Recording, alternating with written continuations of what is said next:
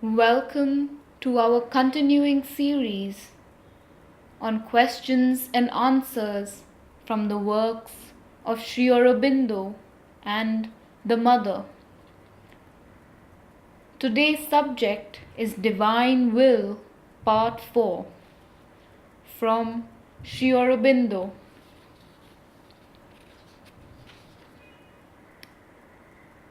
It is not the vital demand, but the psychic urge that alone can bring the nature towards the supramental transformation, for it alone can change the mental and vital and show them their own true movement. But constantly the vital demand is being taken from the psychic aspiration, and yet the difference is clear. In the psychic aspiration, there are none of these reactions. There is no revolt, no justification of revolt. For the psychic aspires through inner union with the divine and surrender. It does not question and challenge, but seeks to understand through unity with the divine will. It does not ask for small personal satisfactions, but finds its satisfaction in the growth of the truth within the being. What it seeks and finds is not any indulgence of a vital and physical claim, but the true nearness, which consists in the constant presence of the divine in the heart and the rule of the divine in all the nature. The only creation for which there is any place here is the supramental, the bringing of the divine truth down on the earth, not only into the mind and vital, but into the body and into matter. Our object is not to remove all limitations on the expansion of the ego, or to give a free field and make unlimited room for the fulfillment of the ideas of the human mind or the desires of the ego-centered life force.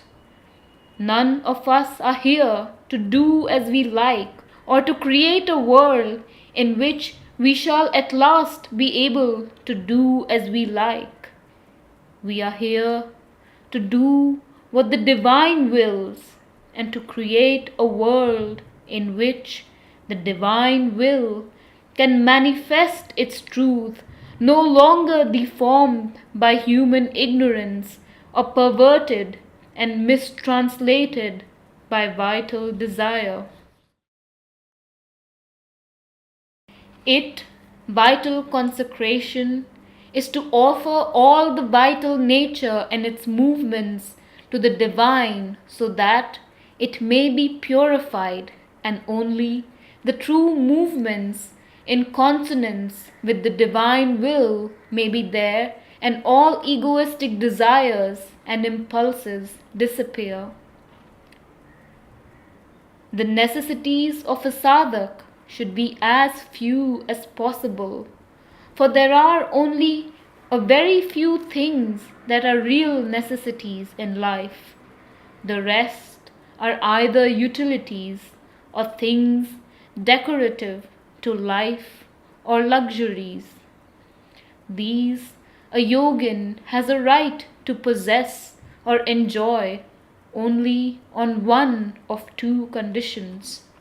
One, if he uses them during his sadhana solely to train himself in possessing things without attachment or desire, and learn to use them rightly in harmony with the divine will, with the proper handling, a just organization, arrangement, and measure. Or, secondly, if he has already attained a true freedom from desire and attachment and is not in the least moved or affected in any way by loss or withholding or deprival. If he has any greed, desire, demand, claim for possession or enjoyment, any anxiety, grief, anger, or vexation when denied or deprived, he is not free in spirit, and his use of the things he possesses is contrary to the spirit of sadhana. Even if he is free in spirit, he will not be fit for possession if he has not learned to use things not for himself, but for the divine will as an instrument with the right knowledge and action in the use, for the proper equipment of a life lived not for oneself, but for and in the divine. It is often the experience that when one gives up the insistence of desire for a thing, then the thing itself comes. The right attitude is to wait on the divine will and seek that only. Desire always creates perturbation, and even its fulfillment does not satisfy.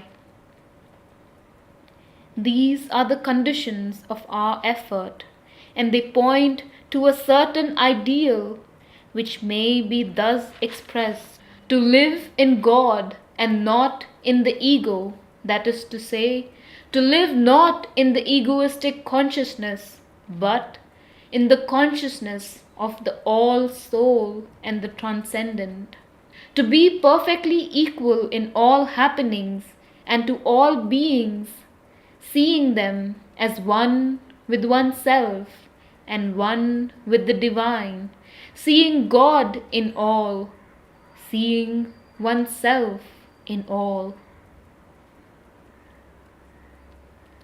To act in God and not in the ego, not choosing action by reference to personal needs and standards, but allowing action to happen and develop under the impulsion and guidance of the divine will.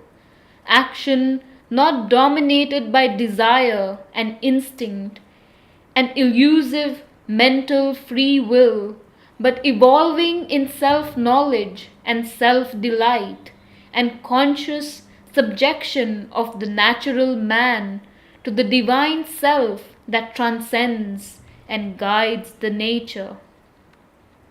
This is also the only true freedom possible to man, a freedom which he cannot have unless he outgrows his mental separativeness and becomes the conscious soul in nature. The only free will in the world is the one divine will of which nature is the executrix, for she is the master and creator of all other wills.